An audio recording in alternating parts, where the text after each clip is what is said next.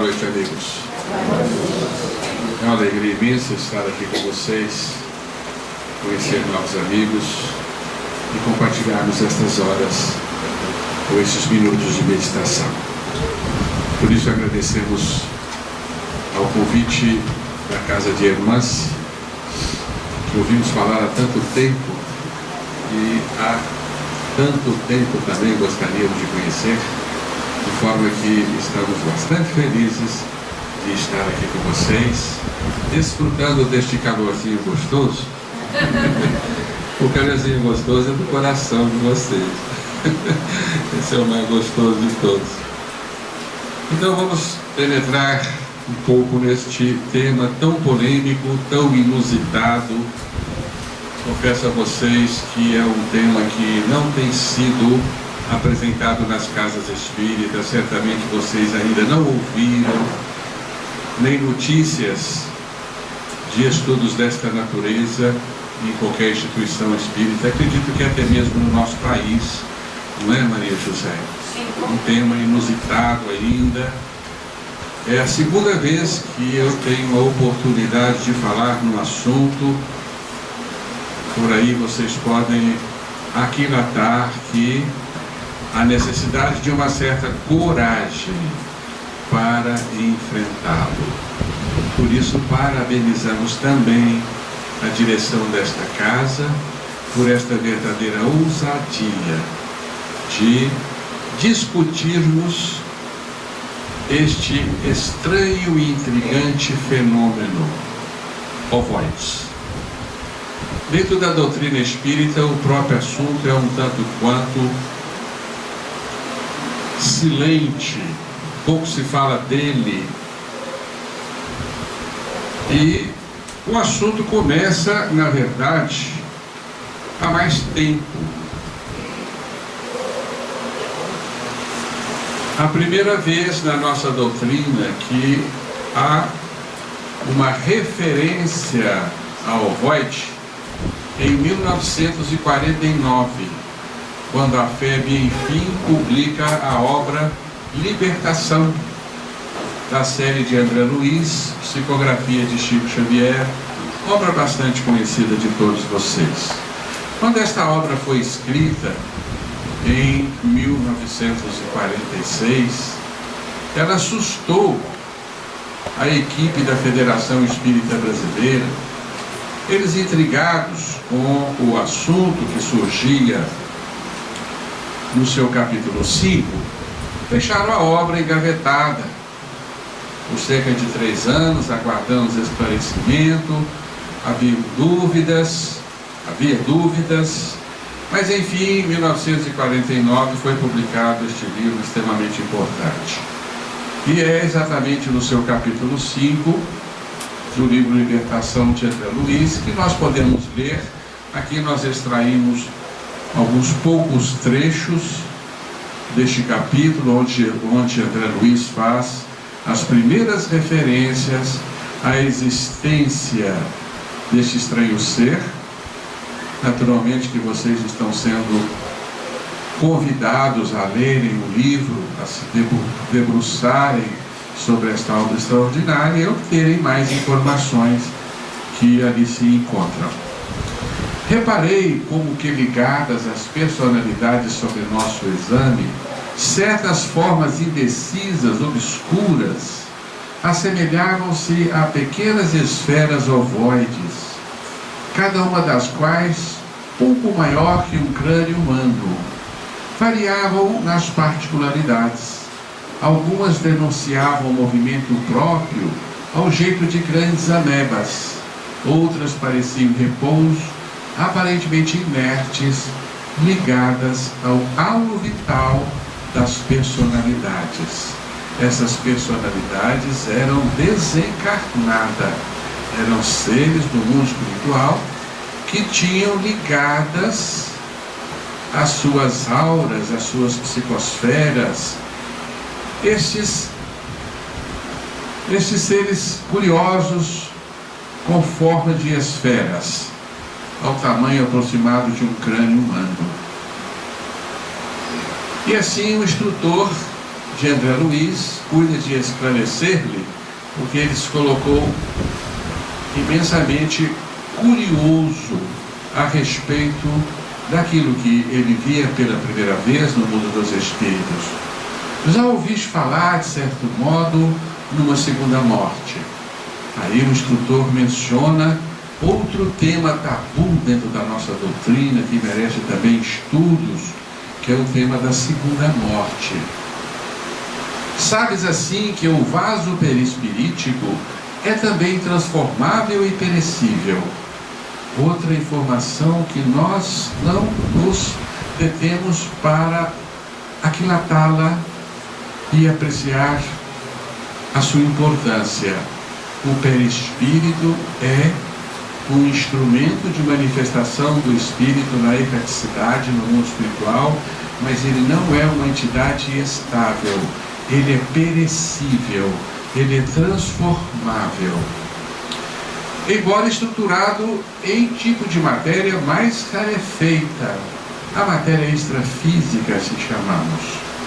Observastes, irmãos, que se submeteram a operações redutivas e desintegradoras dos elementos perispiríticos para renascerem na carne terrestre. Os ignorantes e os maus, os transviados e os criminosos também perdem um dia a forma perispiritual, pela densidade da mente saturada de impulsos inferiores. Aqui então André Luiz nos fala da perda da forma do perispírito, de operações redutivas e desintegradoras dos elementos perispirituais. Grande número nessas circunstâncias, mormente os participantes de condenáveis delitos, imantam-se aos que se lhes associaram nos crimes, enriquecer a mente de conhecimentos novos, aperfeiçoar-lhes as faculdades de expressão, purificá-la nas correntes iluminativas do bem e engrandecê-la com a incorporação definitiva de princípios nobres, é desenvolver nosso corpo glorioso, o perispírito, na expressão do apóstolo Paulo, estruturando em matéria sublimada e divina. Então, estamos apreciando aqui exatamente a primeira menção ao tema ovoide, seres de forma esférica que, de certa forma, se uniam a personalidades desencarnadas do mundo dos espíritos. Que formas são estas? De que se trata? São seres humanos? A entidade diretora de André Luiz está fazendo uma referência, sim, a uma degradação da forma do perispírito, portanto, trata-se de entidades humanas, de seres humanos desencarnados que perderam a sua conformação habitual, a conformação do perispírito. Naturalmente que vocês já estão instruídos na doutrina dos espíritos, já entenderam que ao desencarnarmos, nós nos projetamos numa outra realidade, o mundo dos espíritos, com a nossa aparência humana habitual, com o nosso corpo, cabeça, troncos, membros, porque o perispírito, ele se refaz exatamente copiando a nossa configuração habitual, e por sinal, a configuração nossa habitual, na verdade, é que é uma cópia do nosso perispírito. Então, o nosso perispírito tem habitualmente uma conformação humana, e ela se mantém após o nosso desenlace. Certamente que isso não é desconhecido do estudioso da doutrina espírita. Naturalmente também vocês já entenderam que nós possuímos um segundo corpo, que é o nosso perispírito, um corpo que tradicionalmente se diz na doutrina espírita entretecido em fluidos, mas nós sabemos que ele está feito de uma matéria que ainda não alcançamos compreender a sua organização, mas é também uma matéria instituída em átomos, em moléculas, em tecidos e órgãos, copiando exatamente o nosso corpo humano. Então o perispírito é tal qual o nosso corpo físico, que isso não nos deixe admirados, porque a realidade do além-túmulo é nada mais que uma continuidade da nossa vida aqui, por isso chamada pelos Espíritos a esfera da continuidade. Nós nos apresentaremos tais quais somos e estamos no momento. Entretanto, o perispírito, pela natureza da sua matéria, uma matéria mais plástica, mais maleável à nossa mente, ele está mais sujeito a deformações do que o nosso corpo físico, porque o nosso corpo físico representa um certo peso para ser mobilizado pela nossa mente. Mas o perispírito não. Ele facilmente se amolda à nossa configuração mental, ao nosso campo íntimo e ao estado de espírito em que nos encontramos, o nosso estado espiritual. Certamente que vocês se lembram também de um caso relatado nesta obra, de uma jovem de belas feições. André Luiz está fazendo uma visita ao seu lar e assistindo este lar junto com o seu companheiro. Eles observam que esta moça, bastante apresentável do ponto de vista físico, ela se reposta no sofá e ela entra em sono, o seu perispírito se desdobra e eles se assustam com a transformação imediata do seu perispírito, que adquire uma aparência um tanto quanto desagradável, descrita por André Luiz como feições de uma bruxa, tendo em vista então que o perispírito se amolda à sua condição espiritual. Portanto, nós vamos encontrar no mundo dos espíritos várias deformações da configuração humana. E nós vamos tentar resumi-las um pouco no nosso estudo hoje, essas deformações que os desencarnados se apresentam. Temos aqui André Luiz explicando: o homem, com seus pensamentos, atitudes, palavras e atos, cria no íntimo a verdadeira forma espiritual a que se acolhe. Cada crime, cada queda deixam lesões e sulcos horrendos no campo da alma, tanto quanto cada ação generosa e cada pensamento superior acrescentam beleza e perfeição à forma perispirítica, dentro da qual a individualidade real se manifesta depois da morte do corpo denso. Portanto, nós vamos, infelizmente, encontrar espíritos transportando deformações que chegam a ser descritas como horrendas ou pavorosas. Portanto, o perispírito, ele não é uma entidade estável, absolutamente estável. O perispírito está subordinado também às mesmas leis que regem o corpo físico. Aliás, o corpo físico é que obedece às leis que regem o perispírito. E o nosso corpo físico, como todos sabemos, infelizmente para muitos de nós, ele se transforma com o tempo, ele envelhece, ele enruga, ele perde os cabelos e outras coisas que nós não gostamos muito. Ele envelhece, ele se degenera, ele termina por destruir-se para se recompor através da reencarnação. Então o nosso corpo físico, ele está sujeito a duas forças fundamentais, que são forças fundamentais do universo. Ele se expande e ele se contrai. Ele se expande desde que um óvulo se encontra com um espermatozoide no seio uterino, tem-se início a uma verdadeira expansão biológica, uma verdadeira explosão biológica, em que uma célula se transforma em 38 trilhões de células no espaço de 9 meses, formando um novo ser.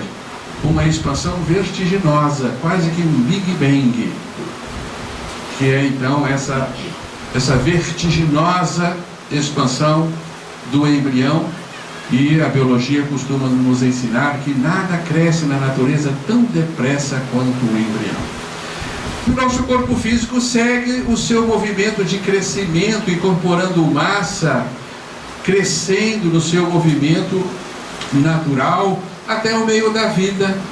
E a partir do meio da vida, o nosso corpo físico inicia um movimento de recolhimento, de contração paulatina, que irá terminar com a sua total destruição, o fenômeno da morte. Configurando assim a vida como uma onda que sobe, que desce, que vai ao seu mínimo. Uma força que leva a uma expansão e depois, na sua sequência, uma contração. E essas duas forças, expansão e contração, são duas forças prototípicas da nossa realidade, do nosso universo. Nós vamos encontrá-la nas estrelas, que se formam por forças contrativas, forças gravitacionais, que depois são irradiadas na estrela até a sua extinção. Vamos encontrar no centro galáctico, onde há uma concentração fantástica de matéria. Dizem que no centro da nossa galáxia há uma força contrativa da ordem de 600 milhões de sóis, para que tenhamos uma ideia do que é isso. Mas dali partem forças expansivas que expelem mundos e estrelas, que passam a rodopiar em torno do centro gravitacional galáctico. Então o universo funciona com força de expansão e força de contração. E o perispírito também, ele obedece a esta mesma dinâmica própria das energias, porque toda energia se faz de um pulso que desce, um pulso que sobe, um pulso que sobe, um pulso que desce, na alternância do tempo próprio da natureza frequencial de toda energia. Então toda energia tem na sua intimidade uma oscilação entre dois polos, um polo de expansão, um polo de contração. O perispírito está subordinado a esse movimento também. O perispírito se contrai antecedendo a nossa reencarnação, movimento que André Luiz chama de miniaturização ou restringimento perispiritual, em que o perispírito se condensa a um volume mínimo, se ajunta a um óvulo fecundado e depois ele vai experimentar uma expansão. Como uma mola que você contrai e solta, ela naturalmente irá retornar ao seu estado natural. Então, o movimento de contração que precede a reencarnação, ela se sucede depois a uma expansão do perispírito que faz com que a carne se expanda. O feto cresce, a criança se desenvolva rapidamente, vá até a maturidade. Então, na verdade, é o perispírito expandindo-se e trazendo consigo a matéria orgânica, as nossas carnes, o nosso corpo físico. E depois é o perispírito que vai sofrer um processo de contração paulatinamente até não comportar mais a sua permanência no corpo físico, partir para o mundo espiritual. No mundo espiritual, o perispírito vai experimentar esses dois movimentos.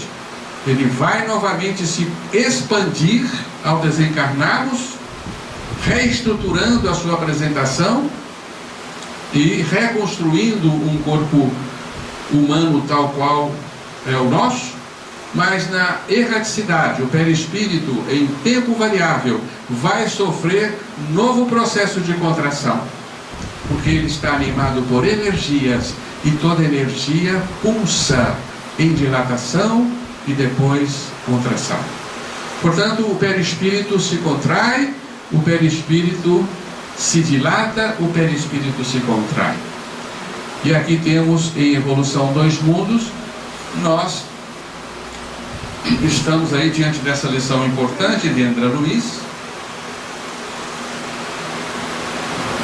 que merece ser estudado com mais detalhes.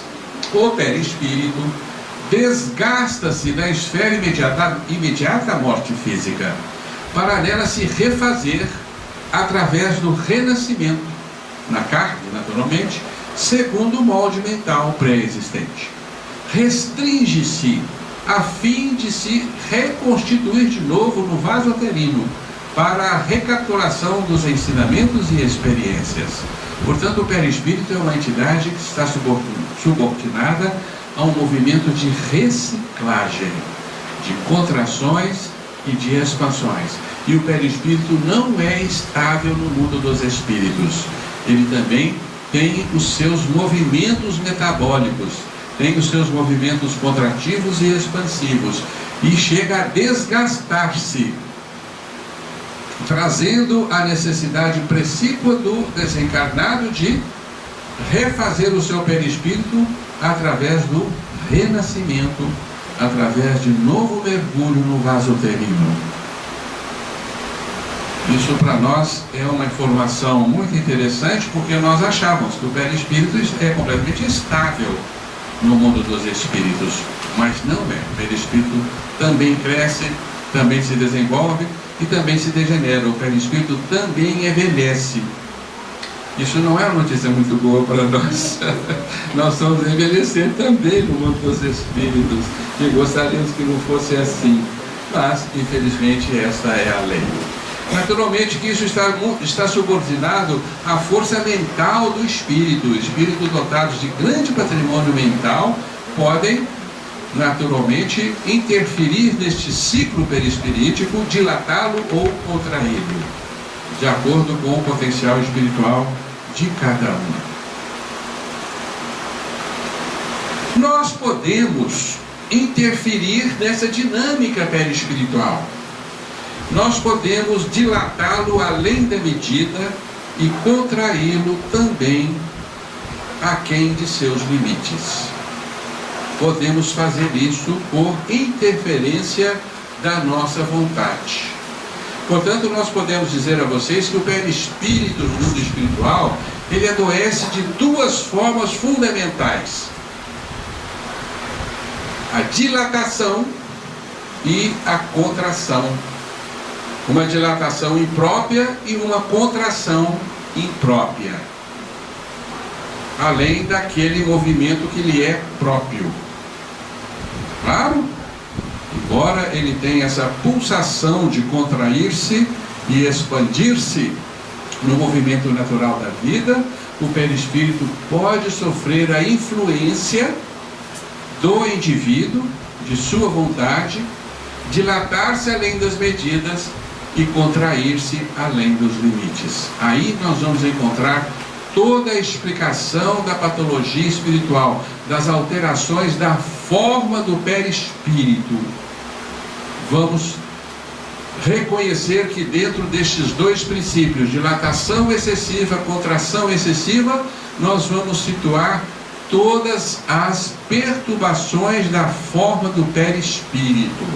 Vamos aqui ensinar uma palavrinha-chave para vocês, porque vamos utilizá-las aqui com frequência. Vamos falar de dismorfia. Morfo é forma, dis é distúrbio, dismorfia é distúrbio da forma. Estamos combinados? Ninguém vai assustar quando eu falar de novo dismorfia, distúrbio da forma. Não é mais interessante usarmos essa palavra?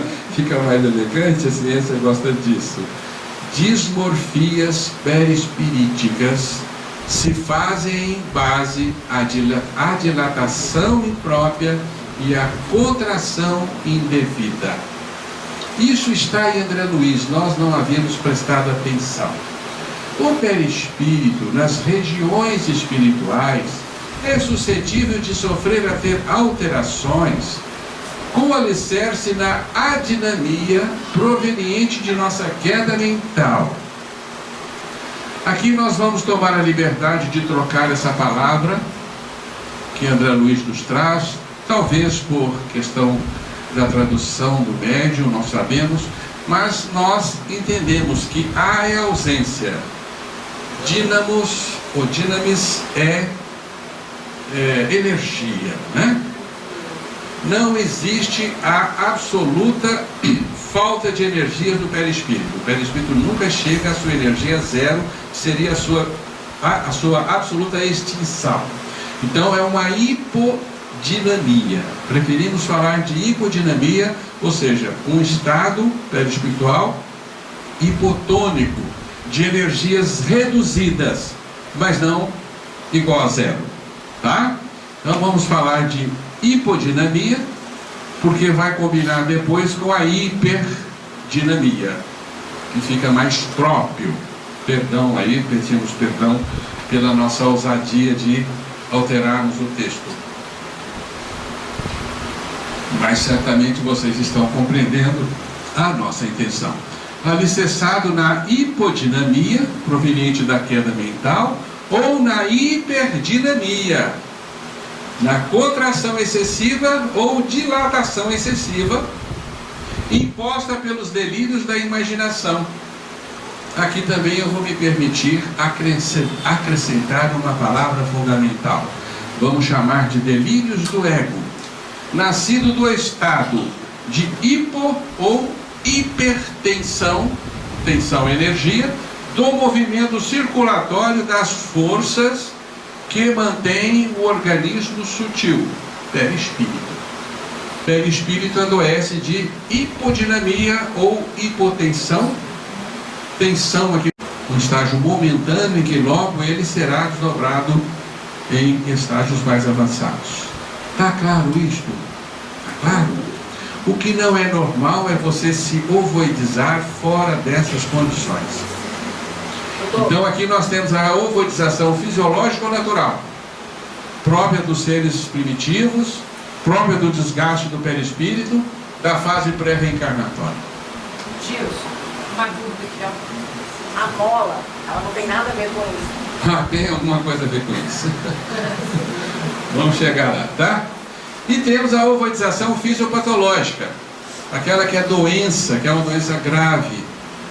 E ela então é alimentada por uma série de condições. Primeiro, vocês já entenderam que ela acontece como um reflexo a megalomorfias, as hipertrofias excessivas e inadequadas do ser.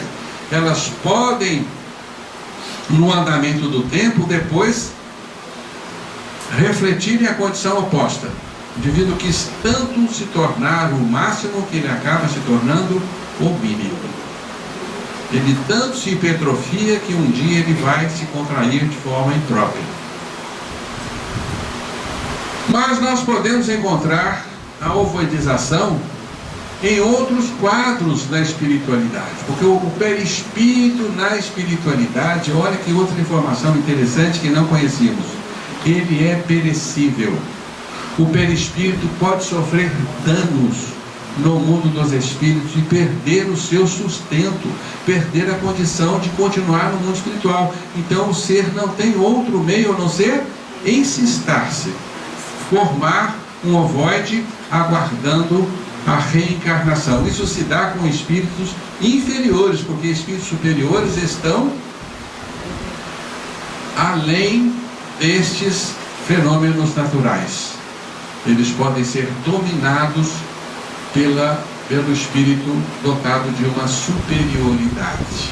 Então não é algo que ocorre assim, sem que nem para quê. O espírito dotado de patrimônio elevado, ele está isento de autodestruir-se, de destruir-se, sofrer danos e lesões no mundo dos espíritos, porque a mente é suficiente para sustentar o perispírito. Mas se o indivíduo não tem cabedal mental e espiritual para sustentar o seu perispírito, ele pode perdê-lo no mundo dos espíritos. Nós vamos encontrar a ovoidização quando o espírito encontra condições adversas no mundo dos espíritos. Aqui está algo que é muito comum ao suicida. O indivíduo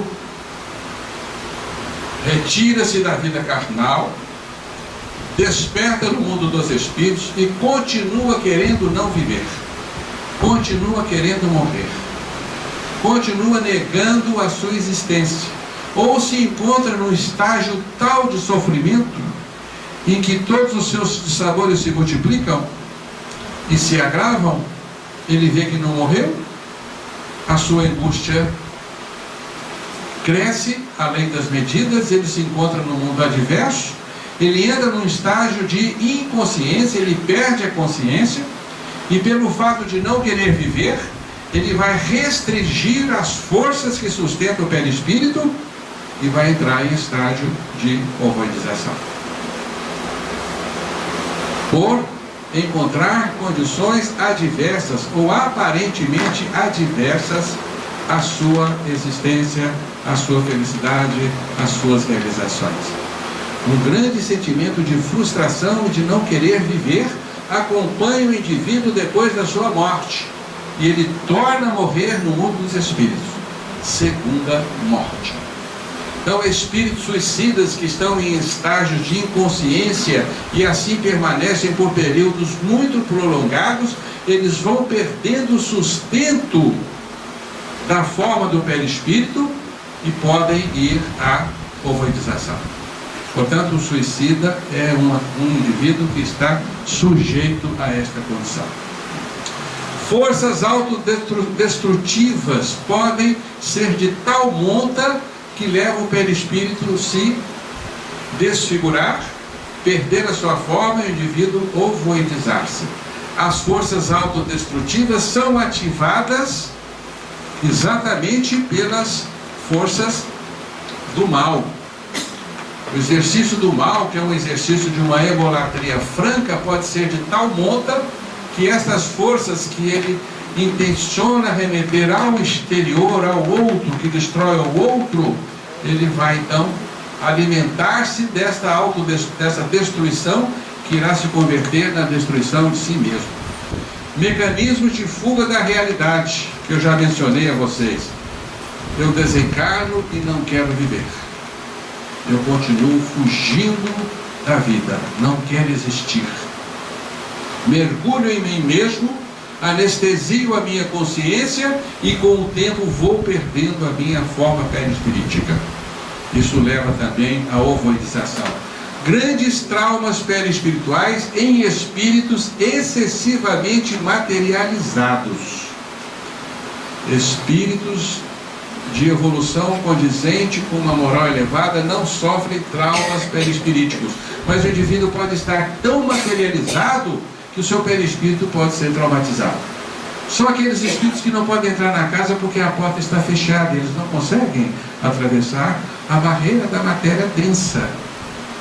Espíritos que estão chumbados à crosta e não conseguem ir além, em decorrência da alta densidade de seus perispíritos. Indivíduos excessivamente materialistas, indivíduos excessivamente embrutecidos, os criminosos, quiçá. Seres dessa natureza estão sujeitos a sofrer tal trauma perispiritual. O perispírito machuca, e o machucado pode ser de tal monta que compromete o funcionamento do perispírito, rompe os tecidos do perispírito e o indivíduo vira um ovoide como proteção à continuidade de sua existência. Monoideísmo, fixação de ideias, sobretudo o monoideísmo do mal. O indivíduo está tão concentrado no movimento de vingança que ele não vê mais nada a não ser o móvel dos seus desatinos. Ele está tão fixado naquele movimento monodeísta de maldade que ele vai promovendo a sua própria destruição, vai se tornando também um ovoide. Portanto, a principal causa de ovoidização no mundo dos espíritos é a persistência no mal. Os dragões da erraticidade estão fadados a se converterem em ovoides se não modificarem o panorama íntimo que os conduzem. Mais dia, menos dia. Talvez século, não sabemos. Mas chegará um instante em que a vivência imprópria do mal leva à contração das forças do perispírito por um movimento defensivo da lei de Deus. É um movimento de misericórdia da lei de Deus. É como se a lei falasse assim: meu irmão, meu filho, você está tão imbuído de uma maldade tão imprópria que é melhor você perder todos os meios de realizá-la. Você vai apagar-se para que não continue a sua escalada do mal. Você vai entrar no estado de inconsciência, vai ovoidizar, porque aí você não pode fazer mais mal para ninguém. Você estará defendido. para que você não se autodestrua. Defendido de si mesmo. De si mesmo, claro. Para que você não autodestrua, você perde. Perde os instrumentos capazes de realizar maldade. É assim que a vida lida com a gente, não é? Não é? De repente a gente reencarna aí como um imbecil, uma criança especial, não consegue fazer nada, por quê? Porque só fez bobagem, não tem melhor fazer nada. Perder a capacidade de realizá-las. Isso aí é a perda do tempo, né? Exatamente. Então esse é um grande resumo da patologia ovoidal. Temos que correr com o tempo. Ô Gilson, você precisaria de mais quantos minutos para concluir isso aí com calma, além das notas? Eu posso abreviar o assunto, né? Vocês que sabem. Ou podemos ir mais devagar, tanto faz. Vocês concedem ao Gilson mais alguns minutinhos, gente? Pode ser? Pode ser? Vocês vão dormir hoje, gente? Aí também não é só uns minutos. Eu digo porque o assunto é meio apavorante, né? Infelizmente, os ovoides se transformam em parasitas do psiquismo humano. Os ovoides, de modo geral, eles se transformam em parasitas. Vão parasitar outros seres humanos. É a única forma que eles têm para sustentar o seu exíguo metabolismo. Eles têm necessidade de energias e eles, nessa exígua exigência de energias, eles precisam de absorver energias do exterior. Eles então absorvem energias do psiquismo humano para se sustentarem até que a misericórdia divina os encaminhe para processos curativos. É uma patologia gravíssima, mas não é incurável. Não há incurabilidade na natureza divina. Eles serão restituídos da sua forma. Mas eles se transformam momentaneamente em parasitas. Eles grudam nas psicosferas, nas atmosferas espirituais de certos indivíduos compatíveis com as suas energias, porque se o indivíduo não estiver sintonizado com a irradiação de um ovoide, ele não vai se contaminar com ovoide algum. Há necessidade de um processo de sintonia, isto é essencial para o contágio ovoidal. Tem que haver uma ressonância de intenções de comportamento, tem que haver uma sintonia. Essa sintonia muitas vezes é encontrada entre antiga vítima e verdugo, que se torna agora a vítima. As antigas vítimas gravitando em torno de seus verdugos. Aí há uma atração, porque o amor atrai tanto, né? Não tanto quanto o amor, né? Mas o ódio, desculpa, né? O ódio atrai quase que como o amor. É um amor invertido. Ele pode tomar conta do corpo físico, do corpo espiritual? Não tomar conta plenamente, isso não é possível, mas ele pode trazer seríssimos danos ao indivíduo. Mas ele pode conectar-se a encarnados e desencarnados. Ele vai promover sérios danos, vai promover perturbações psíquicas, vai agravar estágios em que o indivíduo se encontra, pode agravar a sua depressão, vai agravar as suas perturbações, vai minguar as suas forças, vai produzir, sobretudo, fenômenos psíquicos. Perturbações dolorosas do psiquismo humano podem ser decorrentes, então, desse parasitismo ovoidal. Esses parasitas vão sugar energias do indivíduo e vão levá-lo a estados de depressões energéticas gravíssimas e, consequentemente, levando também a depressões psíquicas e a perturbações físicas seríssimas. Por isso, em decorrência desse grau lesivo do ovoide, eles são utilizados pelo mundo espiritual como armas. São objetos de interesse de espíritos superiores que colecionam ovoides e são moedas de troca entre comunidades inferiores de espíritos, porque eles se prestam a torturadores, eles se prestam a espíritos vingativos. O indivíduo quer se vingar de alguém, ele vai negociar uma meia dúzia de ovoides, né, para contaminar o motivo do seu ódio. coisas dessa natureza existem, infelizmente, no mundo dos espíritos. Então dizem que as entidades inferiores perambulam pelo vale dos suicidas, pelos umbrais, a cata de ovoides, porque são instrumentos de torturas valiosas para as entidades inferiores. Eles são livres, não tem. O ovoide não tem consciência, ele não é livre. Ele está amarrado à sua forma e perdeu o livre-arbítrio. Gilson, na hora que eles estão sob o jugo desses que os comercializam, eles ficam ligados ao psiquismo desses? Necessariamente não. Você falou que eles precisam parasitar, não é isso? Essas entidades os utilizam para parasitar outros, não eles mesmos. Mas enquanto eles não estão parasitando alguém, de onde que a energia vai para eles? Não, eles sobrevivem sem estarem parasitando alguém. Ah, sim. Só de uma forma imprópria. Qualquer parasita pode ter uma vida Mínima, né? mínima. Mas ele estará sempre à cata de alguma energia. Mas se ele não encontra, ele vive num estado Fica meio vegetativo. Contamina encarnados e desencarnados. E como se cura o ovoide? Só a reencarnação. Várias. Dificilmente uma encarnação será suficiente para a cura de um ovoide. Por isso é uma das patologias do espírito, né, mais grave que se encontra no mundo dos espíritos. Os espíritos superiores estão sempre atentos para que esses ovoides não continuem se formando no mundo espiritual. E naturalmente que vocês entenderam qual é a prevenção disso, qual é a cura disso. Claro que sim, já entenderam perfeitamente, não é? O ovoide é uma regressão, está aí um quiprocó dentro da nossa doutrina espírita, não é?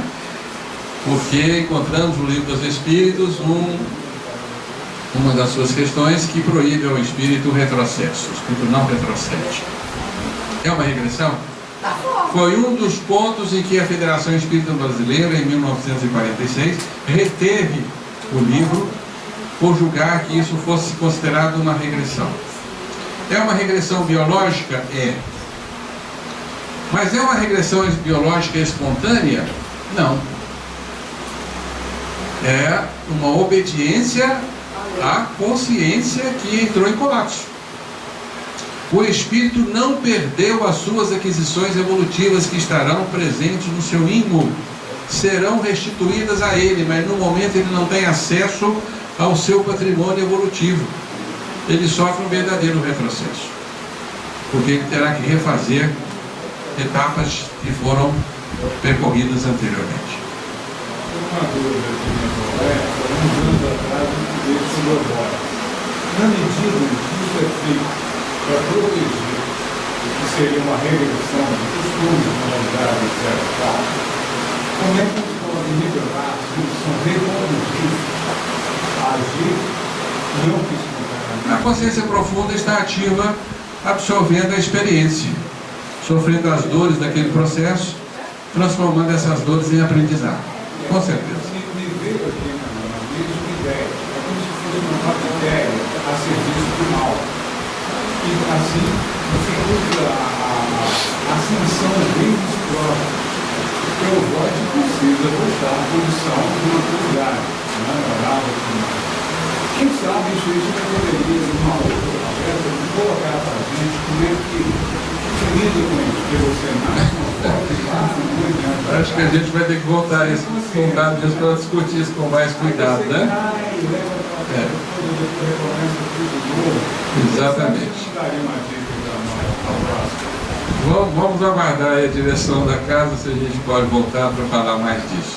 Mas nós podemos considerar o ovoide uma regressão, sim. Porque é um retorno a uma conformação perispirítica que já foi utilizada no passado e não nos é própria mais. Daí eu considero uma regressão. Então nós temos que estudar melhor essa questão do Livro dos Espíritos. Para mim ela diz respeito à metempsicose, que é a reencarnação de um homem no animal, porque os egípcios, né, e alguns outros povos acreditavam que desencarnava e nascia como um porco, uma barata, como uma vaca. Isso é impossível, isso não acontece. Mas aqui é uma outra situação. O indivíduo, infelizmente, ele vai criar essa condição para você. Então, outro livro que nós encontramos referência ao ovoides, tem lá alguns capítulos que tratam do assunto. O capítulo 2, chamado Ovoidização, é o Ícaro Redimido, onde nós estamos extraindo várias dessas informações que estamos transmitindo a vocês. Como é que se dá a reencarnação de um ovoide? Quem falou da mola? O cisto dermoide. Alguém conhece o que é cisto dermoide? É algum médico aí na palestra? O cisto dermoide é uma formação embrionária curiosa, ela é inviável. Forma-se um cisto em que encontra-se restos de pele, de dente, de pelos dentro desse cisto, alguns ossos mal formados. Aqui temos pelos, até dentes se formam nesses cistos, e não se sabe exatamente o que é isso. A medicina não sabe o que é um cisto dermoide. Eles acontecem no ovário, de modo geral, e nós podemos dizer a vocês que o cisto dermoide e também a mola hidatiforme são ensaios reencarnatórios de espíritos ovoidizados. E aqui abrimos um pequeno parênteses para dizer a vocês o seguinte: é uma condição em que uma mamãe doou-se por amor a estes seres infelizes. Então, se vocês conhecem alguém, ou até mesmo vocês já tiveram uma mola, já tiveram um cisto dermoide, não fiquem horrorizados. Não se trata de uma doença da mãe.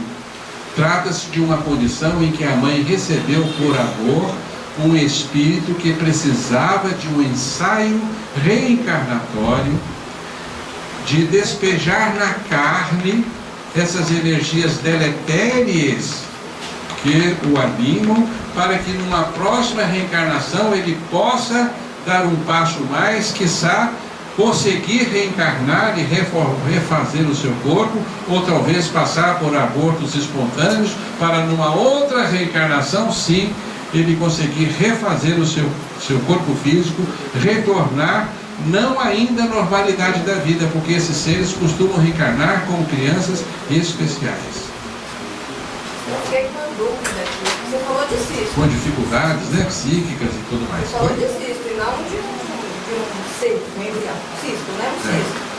Que todas nós mulheres podemos ter. Como é que esse cisto ele é formado? Isso é um ovoide que você incorporou, você recebeu por amor. Mas como? Fisicamente, não quero entender. Forma-se no seu ovário um cisto dermoide. Como se fosse um embrião querendo nascer de uma forma completamente imprópria. Mas como que ele aproxima de mim? Não consegue explicar. Você o recebe. Ele não se aproxima de você sem que você o queira. Você o recebeu no estado... No estado espiritual você o recebeu. Conscientemente aqui na carne você fica até horrorizada de ter recebido isso. Ah, tá, não recebi encarnada não. Não, encarnado sim.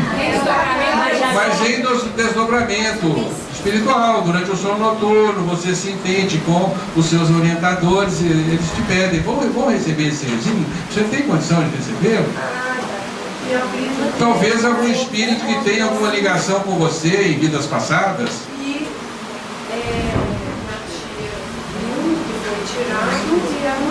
Era uma coisa assim.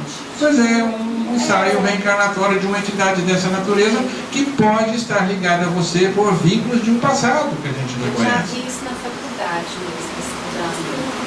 o cisto dermoide. Exatamente. Então você esteve aí vendo a prova contundente da existência desses seres. E quando eles se aproximam de uma mamãe que os recebe, eles passam por essas situações completamente anômalas, que nós não sabemos por que existem, mas eles têm a sua função.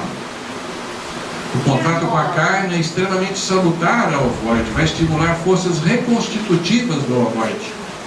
No caso da mola, que a mola também da fecundação, exatamente, mas são também seres que perderam a forma perispiritual e não conseguem mais sustentá-la. Então as chamadas teratogenias, que são as malformações embrionárias, que formam embriões com aspectos horripilantes, monstruosos, disformes, são todas elas consequências das dismorfias perispirituais, de espíritos dismórficos, ovoides que reencarnam e não conseguem se sustentar na carne. Tá bem? Mas volta a dizer, a mamãe que o recebe, o recebeu por amor. Embora não tenha consciência disto. Está claro isso para vocês? Não fiquem horrorizados com isso. Esses seres são filhos de Deus. Eles precisam de almas que os amparem, que os amem, que os dê oportunidades para se refazerem. Mas eles ficam voltados? Ficam um certo tempo. Depois ficam ali absorvendo as energias maternas, se nutrindo das energias maternas. Isso é extremamente salutar para eles, isso é curativo para eles. Eles se curam através desses ensaios frustros de tentativas de reencarnação. Então, abortos espontâneos, malformações embrionárias são ensaios biológicos de cura de ovoides, que logo consegue voltar e restituir a sua forma. Tudo isso advém inicialmente das atitudes de hipertrofia do nosso ego, exercício de orgulho e vaidade. Este é o principal estilete que nos leva à prática da maldade. A maldade é filha do ego. A maldade é filha da soberba e do orgulho. Aí está a raiz de todas essas perturbações que podem comover o ser humano, destruindo a sua felicidade na Terra, promovendo-lhe patologias aberrantes, absurdas e indesejáveis. Encontramos isso em várias citações. Trouxemos uma importante aqui que está no Evangelho segundo o Espiritismo. Quando o orgulho chega ao extremo, tem-se início a queda, pois Deus abate completamente os orgulhosos, e tanto mais horrível lhes é a queda, quanto mais alto haja o subido. Encontramos o ovoide na queda, a degradação das forças do perispírito. Adolfo Bispo de Argel. Vamos encerrar? Não tenho pesadelos. Graças a Deus, nós já estamos na escola do Evangelho. Já, de certa forma, estamos vacinados contra essas patologias extremas. Não estamos totalmente vacinados contra todas elas, porque trazemos muitos hábitos viciosos do nosso passado. Mas estamos aqui na intenção de nos corrigirmos, de praticarmos o verdadeiro amor, que há de nos estabelecer na máxima saúde possível, no equilíbrio e na conformação desejável do nosso perispírito. Paz e alegria para todos nós. Agradeço muito esses momentos que aqui estivemos com vocês. Primeiramente, a gente agradece a sua presença, né? Temos bastantes meses, né, que eu venho tentando encaixá-lo aqui, porque ele traz justamente umas palestras novas que todos nós precisamos saber. São assuntos que a gente precisa saber. Por que a gente trata aqui de egoísmo, de orgulho, por que tanto a gente precisa trabalhar, né? Por que tanto a irmã se pede para que a gente fique trabalhando esses sentimentos. Então hoje, assim, veio com chave de ouro para a gente, né, num momento importante, e a gente agradece.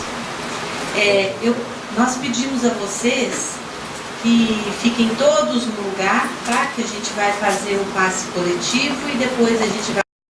Força estrutural, força de sustento, ou hiperdinamia ou hipertensão.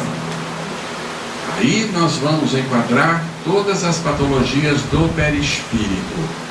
Quando nós estudamos na medicina mecanismo de formação de uma doença, nós chamamos isso de fisiopatologia. Então, para ficar mais elegante, podemos dizer para vocês, estamos falando da fisiopatologia perispiritual.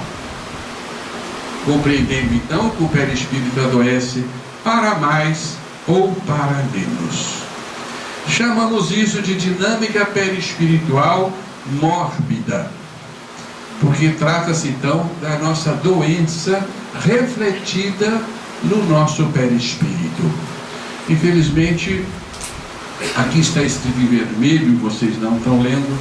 Quem poderá ler aqui a tela direta do computador, estão enxergando ali um escrito em vermelho.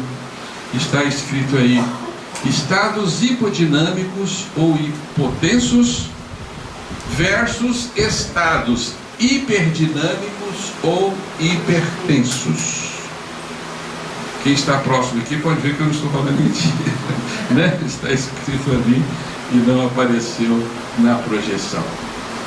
Esses são os dois estados em que o perispírito vai se alternar na apresentação das suas enfermidades, configurando então as dismorfias perispirituais, que são muitas. Hoje nós vamos falar apenas de uma delas, né? Que é a ovoidização, a dismorfia perispiritual que nos diz respeito. O corpo perispiritual e o corpo material formam uma composição harmoniosa de energias. Quando agimos egoisticamente, daí falamos dos delírios do ego, desequilibramos essa composição vibratória no espírito e no corpo. Há então decomposição e doença. Isso é vivendo no mundo dos espíritos de Patrícia. Como que nós hipertrofiamos as nossas energias? A princípio poderá parecer ser uma vantagem muito grande termos as nossas energias hipertrofiadas, hiperpositivadas. Logo vocês verão que não é tão bom assim. E não é tão difícil fazer isso. Nós fazemos isso todos os dias e não nos damos conta. Quando nós exercemos a nossa egolatria, quando nós nos colocamos acima do outro, nas atitudes de prepotência, de orgulho, de vaidade, de soberba, quando nós inclinamos o nosso nariz, basta 10% e passamos a olhar todos de cima para baixo, como se todos fossem menos do que nós. Nós nos colocamos num pedestal de valorização acima dos demais, numa atitude em que nós nos valorizamos mais do que o outro, nos fazemos até mesmo centro do universo e de todos os interesses da vida. Nessa posição de engorda do ego, nós hipertrofiamos as nossas energias físicas e perispirituais. Aliás, o perispírito é o primeiro a receber o tônus hipertônico que será transmitido ao corpo físico. Portanto, a hipertrofia do perispírito se dá através do exercício do orgulho, do egoísmo, da vaidade e de todo esse rol de costumes, de vícios, de personalidade que nos acompanha há muitos milênios, onde nós nos colocamos acima do outro. Eis então o que vai hipertrofiar as nossas energias, e fazemos isto com uma imensa facilidade. Basta acordar neste mundo, não é verdade? Basta pegarmos os nossos carros de manhã para enfrentarmos a luta do trânsito e logo dizemos aos outros: seu molenga, sai da frente, eu quero passar. Não é? Basta sentarmos numa mesa de escritório do nosso trabalho e queremos ser servidos, queremos ser obedecidos, queremos ser respeitados, e vai por aí afora. Então estamos em pleno exercício de egolatria, de supervalorização do nosso eu, o que podemos chamar de supervalia. Não é uma palavra ainda registrada no nosso idioma, mas que certamente traz um entendimento muito fácil do seu significado. Todos executamos a nossa supervalia.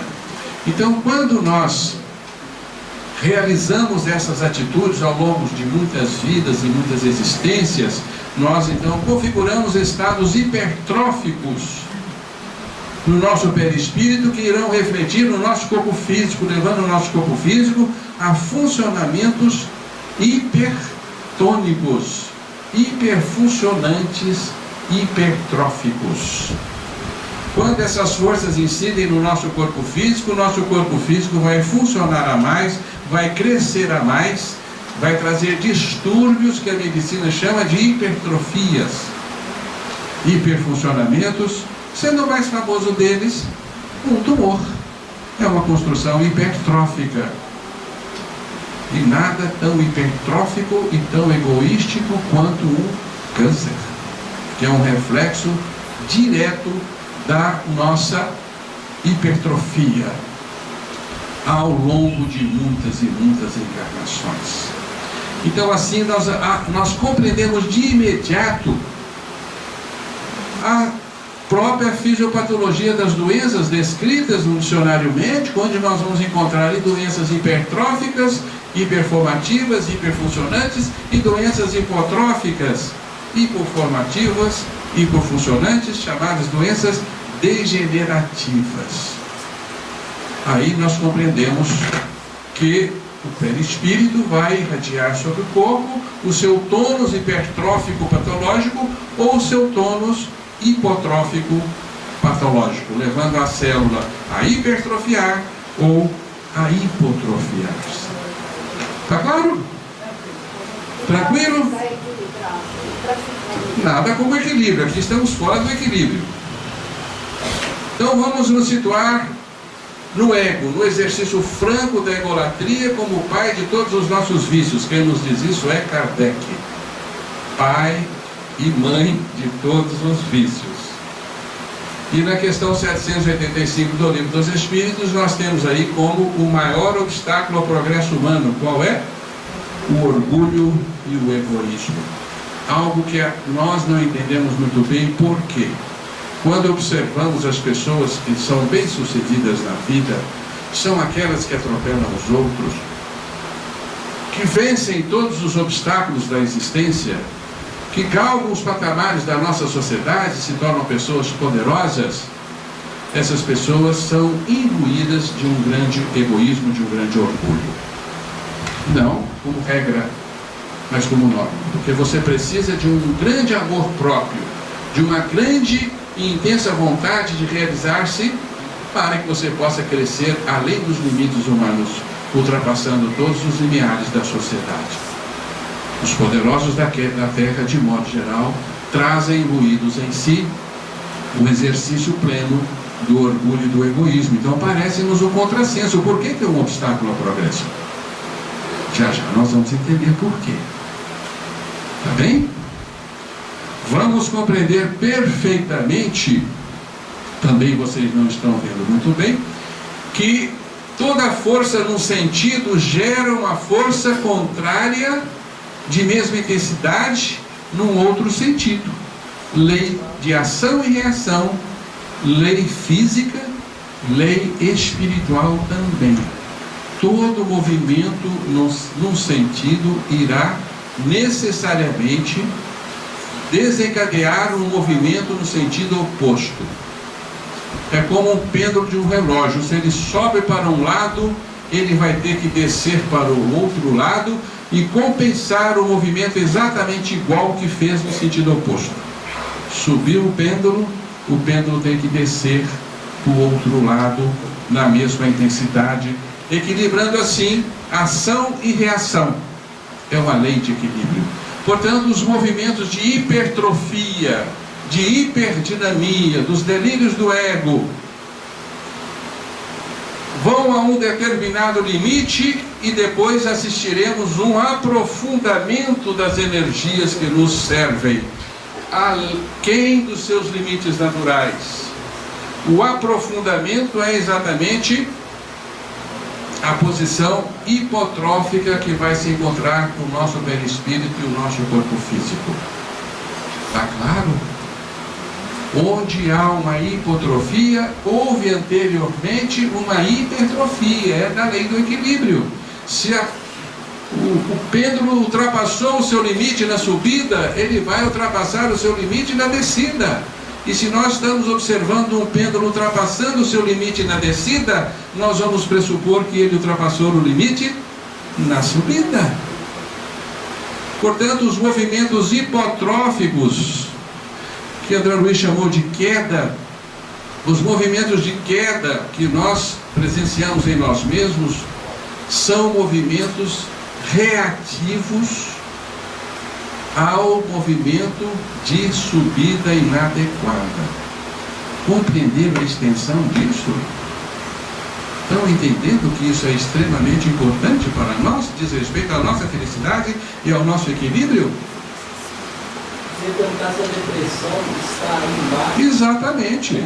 Ao contrário, quando a pessoa está se autovalorizando. Exatamente. Os estados depressivos estarão aqui. Os estados degenerativos do ego. É uma compensação da supervalia, onde você vai nutrir-se da menos-valia.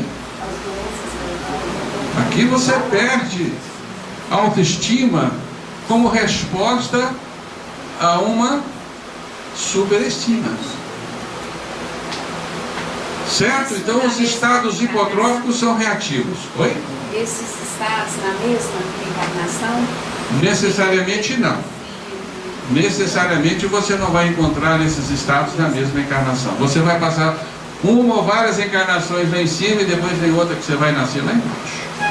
Mas no nosso dia a dia nós vamos observar vários estados de compensação, de hiper e hipo.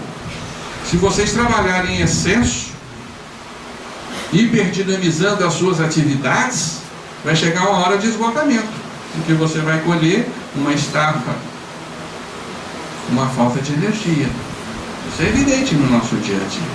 Faz parte de oscilações naturais.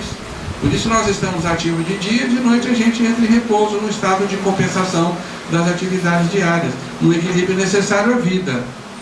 A doença é sairmos desta oscilação natural.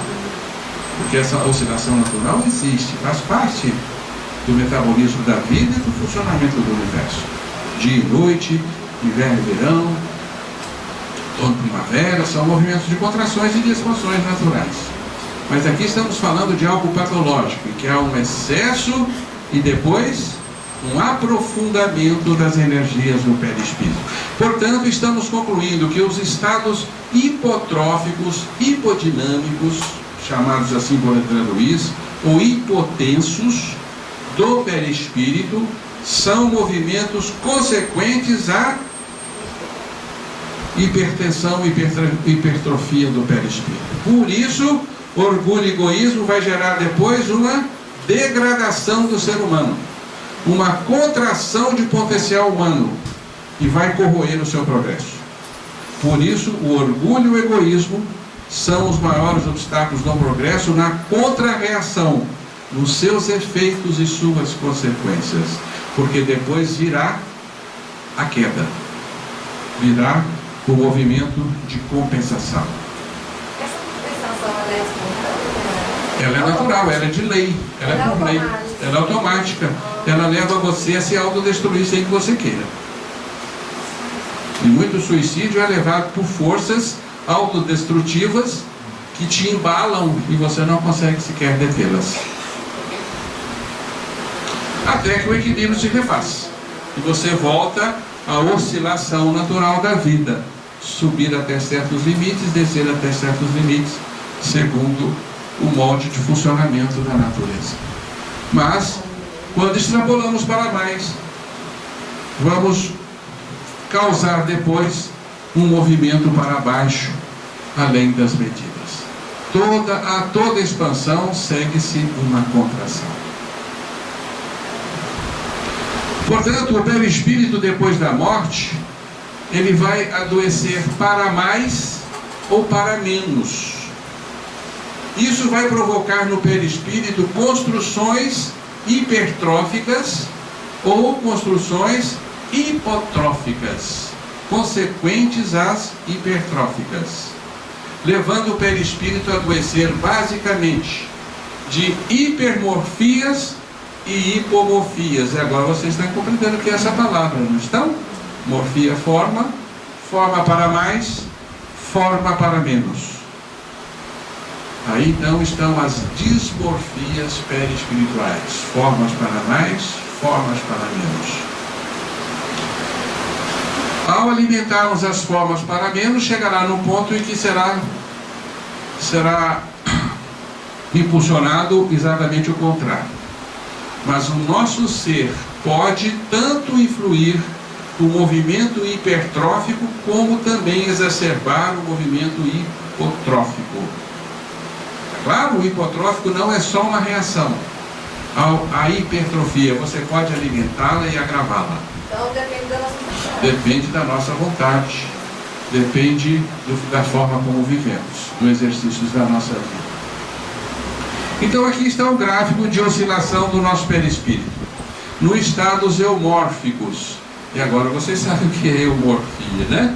Estados naturais da forma, né? Eu é bem, é equilíbrio, né? Então os estados eumórficos de estabilidade da forma, que é o que nós almejamos, estamos nos limites da nossa apresentação natural. É natural em nós queremos ser apresentáveis, queremos ser bonitinhos, né? Não precisamos exagerar, mas não gostamos de nos apresentarmos de uma forma desagradável. Os estados eumórficos, né?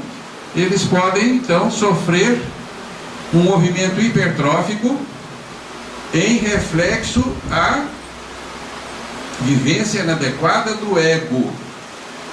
Os estados hiperegóicos vai levar o perispírito a formações hipermórficas. E o espírito dotado de hipermorfias, ele vai se apresentar no mundo espiritual de uma maneira a conformações muito deselegantes, porque ele vai se tornar monstruoso, ele vai construir o que chamamos de megalomorfias, ou zoantropias, ou licantropias, são nomes que nós vamos encontrar na literatura espírita, que são formas monstruosas, formas anômalas em construções exageradas, indivíduos que se apresentam então como verdadeiros animais, brutamontes, configurando verdadeiros monstros. Vocês conhecem uma definição desses espíritos? Nós os chamamos de dragões, na sua generalidade. Espíritos megalômanos, né? Mais ou menos, infelizmente, com essa figura que nós estamos apresentando a vocês, que não levem isso para os sonhos, né? Porque, infelizmente, no mundo espiritual, nós vamos encontrar verdadeiros monstros. Perispíritos que então, eles se transformam em entidades monstruosas, em entidades apavorantes, em resposta ao seu ambiente psíquico, ao seu halo vibratório, porque são espíritos imbuídos de uma intensa força egóica, que se reflete em crueldade e em maldade, porque aquele que quer muito mais a si do que o outro, ele vai impor-se sobre o outro, ele vai destruir o outro para valorizar o seu próprio ser.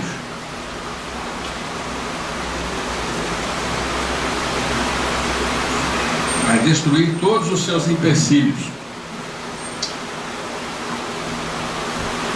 Naturalmente chegará uma época em que ele vai vivenciar a hipermorfia, que nós vamos estudar rapidamente, porque o tempo não está sendo suficiente, mas as hipermorfias vai caracterizar então o perispírito no seu estado deficitário, no seu estado degenerado, a degeneração do perispírito, levando a conformações também bastante deselegantes de se apresentarem no mundo dos espíritos. A mais comum delas é a cadaverização, espíritos que ficam cadavéricos no mundo espiritual. E por isso aqui trouxemos a noivinha cadáver para não assustar ninguém. Lembra da noivinha cadáver? Tá certo? Mas esse estado pode chegar a tal grau de deterioração que nós vamos ter uma completa destituição da forma, a degradação da forma do perispírito, nos estados de aprofundamento do movimento hipertônico, hipotrófico e hipotenso do perispírito, onde nós vamos encontrar então a perda do sustento da forma do perispírito, que é o ovoide. Portanto, vamos nos situar agora nas patologias hipotróficas do perispírito, quando o perispírito perde energia de sustentação.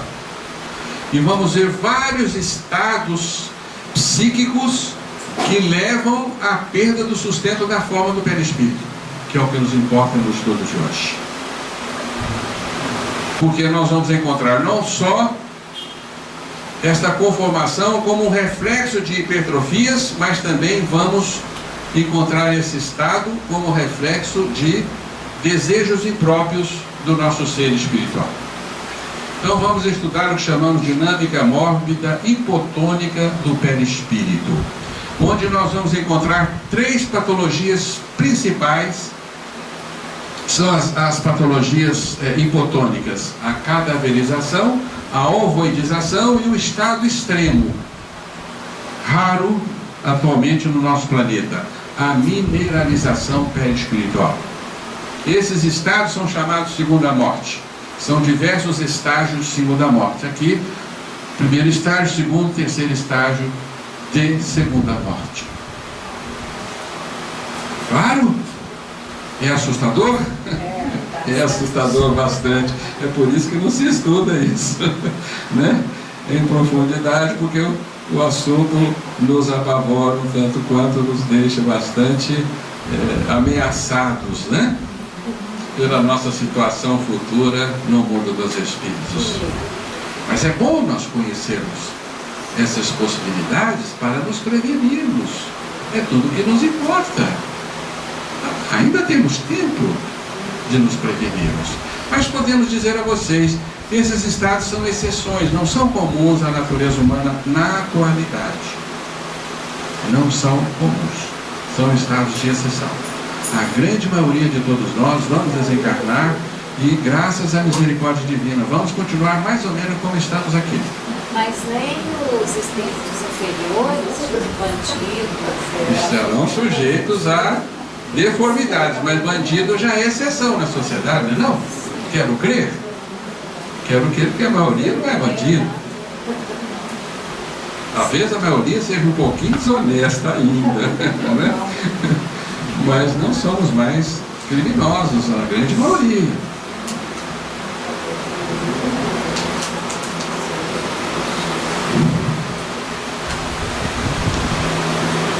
Portanto, a ovoidização representa uma patologia gravíssima a que o desencarnado está sujeito no mundo dos espíritos, em decorrência da plasticidade do perispírito, que vai então moldar-se aos estados íntimos da consciência, não só como reflexo de hipertrofias impróprias, como também um reflexo de aprofundamento inadequado do ser em seu próprio íntimo. Os ovoides têm mais ou menos essa aparência. Aqui nós vamos entrar num campo especulativo. Estamos extraindo informações ainda exíguas dos trabalhos mediúnicos. E aqui nós temos, na verdade, a fotografia de algo que nós conhecemos, né, sobretudo os estudiosos da embriologia, que é o estado de mórula. A mórula é um estágio natural da embriogênese. Quando nós vamos nos formar no seio uterino, a gente passa por diversas formas, e uma delas é um estágio de mórula, em que nós configuramos-nos como uma esferazinha que vai se dividindo, até que ela dá então a conformação habitual do ser humano. Mas o estágio de mórula é um estado em que nós nos parecemos com um globozinho, uma esferazinha, um cistozinho, estágio de mórula. Isso tem um significado muito importante para nós, porque o estágio ovoidal faz parte da nossa natureza. Na verdade, não é propriamente uma anomalia, ele faz parte da nossa natureza. Não é natural nós nos apresentarmos com essa conformação, mas ela está inserida no nosso roteiro de recapitulação do perispírito. O nosso perispírito já teve essa forma. Esta forma já nos foi habitual, mas não é mais. Claro isto? Portanto, o ovoide não é uma patologia absolutamente estranha à nossa natureza. É sim uma apresentação que não nos é natural mais. Mas todos nós já fomos ovoides. Já nos apresentamos como ovoides e repetimos essa conformação no estágio embrionário, que representa uma recapitulação por todas as fases pelas quais já passamos. Vocês já ouviram dizer isto? Que quando nós vamos reencarnar, nós recapitulamos todas as fases que já percorremos no imenso trânsito da evolução? Isso tem até um nome, tem um enunciado muito famoso, não tem? A ontogênese repete a filogênese. Lembram-se disso? Onto é indivíduo, gênese é formação. A formação do indivíduo, qualquer que seja ele, vai repetir o desenvolvimento do filogenético a que ele pertence, da classe animal a que ele pertence. Quando a vaquinha vai reencarnar, ela repete o desenvolvimento evolutivo até a vaquinha, desde os seres primários unicelulares até a vaquinha. O peixinho vai reencarnar, ele repete todos os estágios, desde o ser unicelular até o peixinho. O primata vai reencarnar, o macaquinho, ele vai repetir toda a linhagem evolutiva biológica até aquele estágio. O homem vai reencarnar, ele passa por todos os estágios pelos quais já passou, até o último em que se encontra. Ele vai repetir, de forma que nos primeiros estágios embrionários do ser humano é indistinto um ser humano de um mamífero. Nos primeiros dias, até a primeira semana, nós nos apresentamos no ser uterino como um peixinho que tem guelras, tem brancas, vocês sabem disso. Somos um verdadeiro peixinho, não nos extinguimos dos peixinhos, mas nós vamos adiante, o que é peixe para ali. Portanto, a ontogênese repete a filogênese, a chamada lei biogenética. Isto é uma descoberta da ciência materialista mesmo. Ernest Haeckel foi um biólogo que viveu no começo do século XX, que descobriu isto. Descobriu, estudando o desenvolvimento embrionário dos animais, ele percebeu que todos repetem o desenvolvimento evolutivo do gênero a que pertencem. Portanto, isto representa uma recapitulação do perispírito no movimento reencarnatório. Ele faz uma recapitulação. E vocês se lembram também que quando nós desencarnamos, fazemos também a nossa recapitulação? Lembram-se disso? A revisão panorâmica da vida é uma recapitulação em que você repassa por todos os estágios que passou na vida, mas não só nessa vida, por todos os estágios, desde o início das suas manifestações no campo planetário. Você, ao desencarnar, você vai recordar todos os estágios, desde o unicelular até o último humano em que você se encontra. Só que você não tem uma percepção desses estágios mais aprofundados. Você lembra só da sua última vida, habitualmente. Mas o perispírito, sempre que ele passa de nível, ele recapitula. E ele refaz, então, estágios pelos quais ele já passou. Então nós vamos dizer para vocês que a ovoidização é um estado natural do ser, em determinados estágios da evolução. A ovoidização é natural aos animais que não têm consciência para se sustentarem no mundo dos espíritos. Então, os animais, em sua grande parte, que vive ainda o pensamento descontínuo e não tem ainda o sustento da consciência, eles não têm uma vida no perispírito, na vida perispiritual, então eles se encistam, formam cistos que ficam gravitando em torno das esferas carnais, aguardando novo movimento de retorno à vida. É lógico que há animais no mundo espiritual, mas eles se sustentam graças ao auxílio do homem. Certo? Então, a formação ovoide é natural e ela faz parte de um sistema próprio da vida. Quando a vida não encontra condições de manifestar, ela dorme. Ela reduz o seu metabolismo ao mínimo, ela entra no estado de hibernação e perde a forma. Isso acontece com muitos seres biológicos que conhecemos. Várias bactérias, quando encontram meios adversos às suas manifestações, elas se insistem, formam cistos. A autopreservação. Então, o ser desencarna, não encontra meios de se manifestar, se insista. Então, os seres humanos primitivos, os hominídeos, lá nos primórdios da vida humana, quando o homem ainda tinha dificuldade de sustentar o pensamento contínuo, ele desencarnava e ovoidizava. Tornava-se um cisto, era atraído pelos seres humanos remanescentes ligados a ele ficava ali gravitando naquela atmosfera até nova oportunidade de se reencarnarem. Até que o homem conseguiu o sustento do pensamento e a dilatação da consciência, de tal forma que ele passou a se sustentar no mundo dos espíritos.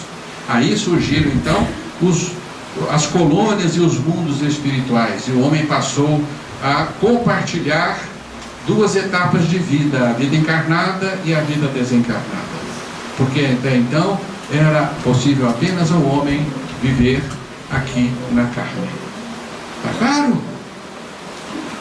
Por isso, é própria dos seres primitivos. Ela é também um desgaste natural do perispírito. O perispírito no mundo espiritual, por desgaste próprio, pode vir a perder a sua forma e tornar-se também um cisto, autopreservação. Então o ovoide ocorre nessas condições, embora não seja mais habitual ao homem, porque o homem desencarnado, ele vai procurar o seio uterino que lhe é compatível, para então reciclar o seu perispírito. Portanto, o restringimento perispiritual dos seres humanos na atualidade vai acontecer quando ele entra em comunhão com o útero materno. As energias uterinas são contrativas para o perispírito, vão sugá-lo, vão contraí-lo, e ele então vai experimentar na fase pré-reencarnatória uma ovoidização. O restringimento ou a miniaturização do perispírito passa então pelo quase que uma espécie de um ovoide natural.